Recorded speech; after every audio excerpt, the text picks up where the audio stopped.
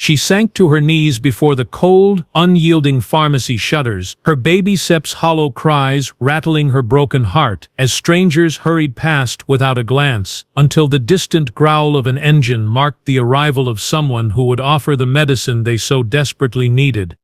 Jessica Davis crumpled against the cold, unyielding glass of the pharmacy door, the last of her strength gone. Her baby, wrapped in a thin, worn blanket, let out a cry that was no longer a robust wail but a weak, guttural sound of pure need. The streetlights cast long, indifferent shadows on the pavement, each one a stark reminder of her isolation. The sign on the door was clear, closed. An electronic clock above it blinked a cruel digital red 9:14 p.m. The metal shutters were pulled down tight, a final metallic refusal of help. Her hand, trembling and numb, slipped from the handle, her knuckles scraping against the frozen steel frame. Every hurried footstep on the sidewalk was a fresh wave of despair washing over her. A couple, arm in arm, and laughing about a shared joke, approached. Their eyes flickered toward Jessica and her crying infant for a fraction of a second. The woman's smile faltered, replaced by a flicker of pity that was just as quickly extinguished by inconvenience. She tugged on her partner's arm, and they quickened their pace, their laughter dying into a self-conscious whisper that the wind carried away. They did not look back. Jessica watched them go, another small piece of her hope crumbling into dust. The baby's cries seemed to accuse them, to follow them down the street until they were swallowed by the city's uncaring noise.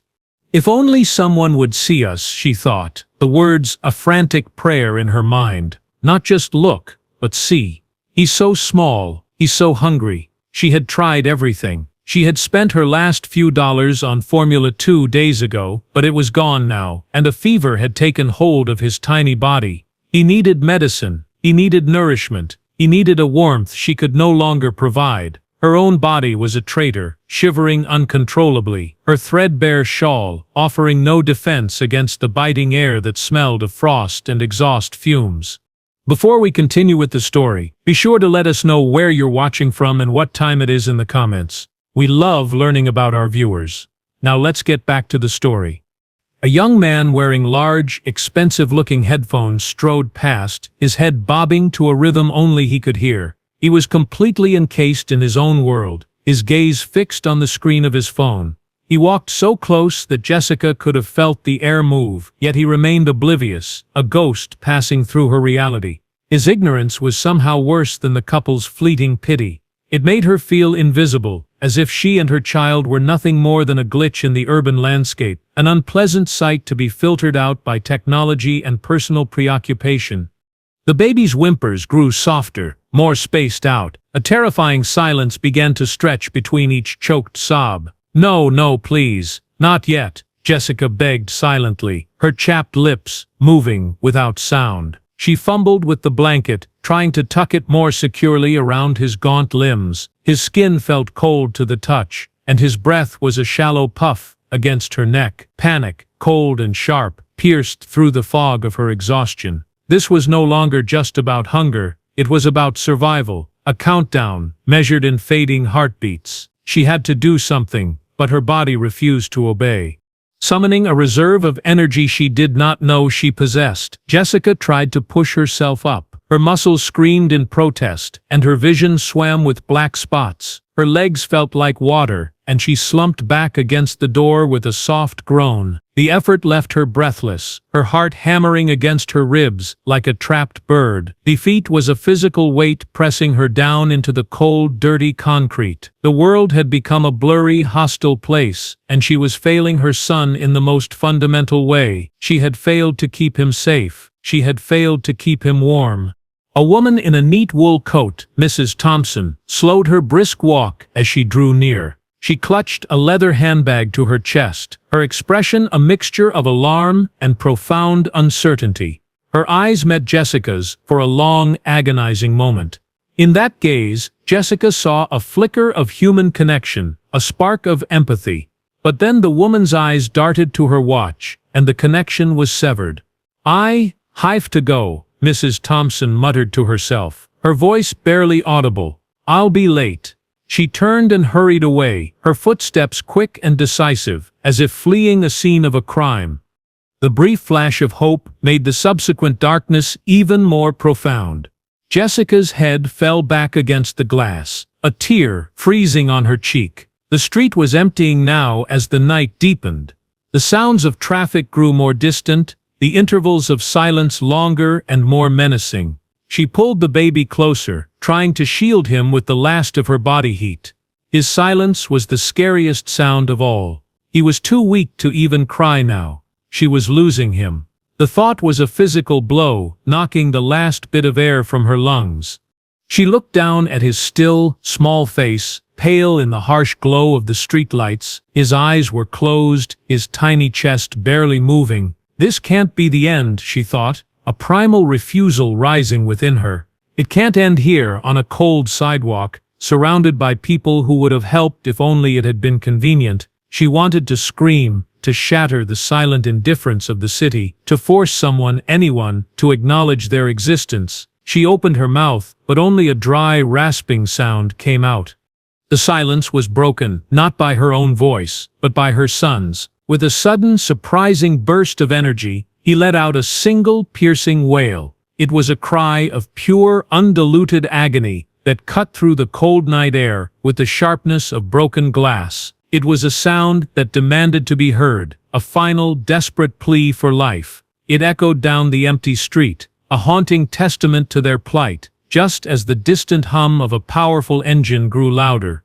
The hum rapidly intensified, resolving into the smooth, deep purr of a high-end luxury vehicle. A pair of brilliant white headlights sliced through the darkness, sweeping across the desolate storefront and pinning Jessica in their beam. The light was so sudden and intense that it felt like a physical presence, illuminating every detail of her desperation, the frayed edges of her shawl, the pale, hollowed-out look of her cheeks, and the tiny, fragile form of her baby clutched to her chest. The sleek black car slowed to a stop directly in front of the pharmacy, its engine idling with a quiet, confident power that seemed to command the entire street. Inside the vehicle's warm, leather-scented interior, a man in a tailored suit looked up from the documents on his lap. Mr. Harrison had been reviewing quarterly reports, his mind occupied with profit margins and market projections. But the driver's sudden deceleration had drawn his attention. He followed his driver's gaze past the tinted window to the tableau frozen in the car's headlights. He saw the crumpled figure of a young woman and the small bundle she held. He saw the stark, closed sign. He saw the utter desolation of the scene. "Stop the car," he said, his voice calm but firm. His driver, a man accustomed to navigating the city's chaos without comment, simply nodded and brought the sedan to a complete halt a few feet from the curb. Mr. Harrison leaned forward, his brow furrowed. He was not a man given to emotional displays, but what he saw disturbed him. It was the stillness of the woman that struck him most, the way she was slumped against the door, as if her bones had dissolved. He saw her head lift slightly toward the light, a flicker of movement that spoke of a life not yet extinguished. His jaw tightened. The cold calculus of business faded, replaced by a simple, undeniable human imperative. The sight of the expensive car had a magnetic effect on the few remaining pedestrians. Mrs. Thompson, who had only made it halfway down the block, had turned back, her curiosity overriding her feigned hurry. The young man with the headphones had finally pulled one of them off, his attention drawn by the sudden stop of a vehicle that so clearly did not belong in this part of town at this hour. They and a few others lingered at a safe distance, their earlier indifference morphing into a new, more complicated emotion, intrigued guilt. They were now spectators to a drama they had previously refused to join. The solid, reassuring click of an electronic lock disengaging echoed in the quiet street. It was a small sound, but it carried the weight of impending action. The rear passenger door swung open, with a silent, hydraulic smoothness. The warm, golden light from the car's interior spilled out onto the frosty pavement, a stark contrast to the cold blue-white of the streetlights. For a moment, nothing happened. The open door was an invitation, a promise. Jessica stared at it, her mind too numb to fully process what was happening. Was this real, or was it just another cruel hallucination brought on by cold and despair? Then, a polished black leather shoe was planted firmly on the asphalt. It was followed by the leg of a charcoal gray suit, the fabric creased perfectly. Mr. Harrison emerged from the car, his tall frame silhouetted against the interior light. He stood for a second, his gaze sweeping over the scene, taking in Jessica, her baby, the locked pharmacy, and the small, silent audience of onlookers, who now stood frozen in place. He was in his late 40s, his face etched with the lines of authority and intense focus. He adjusted the cuffs of his shirt with a practiced, deliberate motion. He completely ignored the silent, watching crowd. His attention was fixed solely on the woman and child, huddled by the door. There was no hesitation in his posture, no uncertainty in his eyes. He saw the problem laid out before him with brutal clarity, a human being in dire need and a world that had turned its back. The cold air hit him, a stark difference from the climate-controlled comfort of his car, and for the first time that night, he felt the true chill of the city. He began to walk forward, his footsteps the only sound in the now hushed street. He did not rush, but moved with a purpose that was more intimidating than speed. Each step was measured, closing the distance between his world of insulated wealth and her world of raw survival. He saw her shiver, a violent, full-body tremor that she could not control. He saw the baby, still and silent in her arms, and a surge of urgency propelled him forward. The numbers and reports he had been studying moments before seemed like meaningless abstractions now. This was real, this was happening now, and he was the only one there to do anything about it. The onlookers watched, their faces a mixture of awe and shame. Mrs. Thompson clutched her handbag tighter, the leather strap digging into her palm. She could feel the heat rising in her own cheeks. She had been late, yes, but not this late. Not so late that she had to leave a mother and her sick child to freeze on a sidewalk. The young man who had been lost in his music now stood with both headphones dangling around his neck, the tinny beat unheard, his face pale as he finally understood what he had walked past. Mr. Harrison's expression was unreadable, a mask of calm determination. His focus was absolute. He was a man accustomed to solving complex problems, to making swift, decisive choices with millions of dollars on the line. But this was different. This was not a negotiation or a hostile takeover. It was simpler and infinitely more important. As he neared the curb, his gaze met Jessica's. In her eyes he saw not a plea for money, but a desperate, fading prayer for a miracle. The sharp crunch of his expensive shoes on the thin layer of frost covering the pavement sounded like a gavel falling as the CEO's decisive footsteps approached the frozen curb. Mr. Harrison reached the curb and knelt without a moment's hesitation, the knee of his expensive suit pressing into the grimy, frozen concrete. He didn't seem to notice. His eyes were locked on the baby, then on Jessica's face, which was ashen and streaked with frozen tears. "Are you all right?" he asked, his voice unexpectedly gentle. Jessica could only manage a weak, shuddering nod. Without waiting for a more coherent answer, he shrugged off his heavy wool overcoat. The sudden exposure to the cold night air did not seem to affect him at all. He draped the coat around Jessica's shoulders, carefully enveloping both her and the baby in its substantial warmth. The fine wool was soft and smelled faintly of cedar and success. It was like being wrapped in a shield. "What does the baby need?" he asked, his voice low and direct, cutting through her daze. Jessica swallowed, the simple act a painful effort. "Fever," she managed to whisper, her voice hoarse from cold and disuse. "He's so cold. He needs medicine from the pharmacy, but it's closed." The words tumbled out, a final desperate summary of her plight. Mr. Harrison nodded, his expression grim. He pulled a sleek smartphone from his inner pocket, his fingers moving swiftly across the screen. He made a call, his side of the conversation brief and authoritative. "I need Dr. Evans to meet me at my city residence in 15 minutes. It's an emergency. An infant with a high fever and exposure." He listened for a moment. "I don't care what he's doing. Get him there." He ended the call and slipped the phone away, his full attention returning to Jessica. The entire exchange had taken less than 30 seconds. Help was not just coming, it had been commanded. He then rose to his full height and turned to face the small crowd of onlookers who had been watching, transfixed. His calm demeanor vanished, replaced by a gaze as cold and hard as the pavement beneath their feet. "She was right here," he said, his voice not loud, but carrying an immense weight of condemnation that cut through the silence. "You all saw her, you all walked by. Why did none of you stop?" His question hung in the air, an indictment that left no room for excuses. There was no anger in his voice, only a profound, searing disappointment. It was Mrs. Thompson who finally broke the shamed silence. She took a tentative step forward, her face crumpled with regret.